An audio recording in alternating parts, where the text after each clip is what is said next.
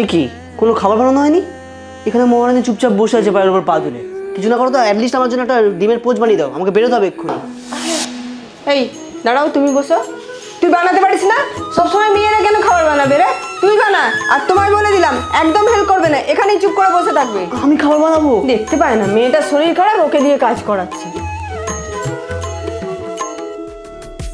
ওই পোচ কিভাবে করে?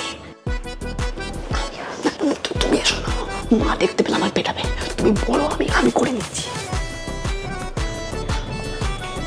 ওটাকে ভাঙতে হবে, তাই তো?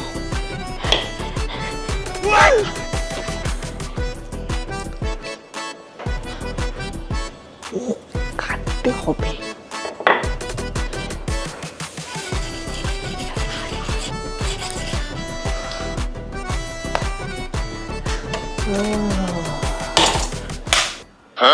কি করে?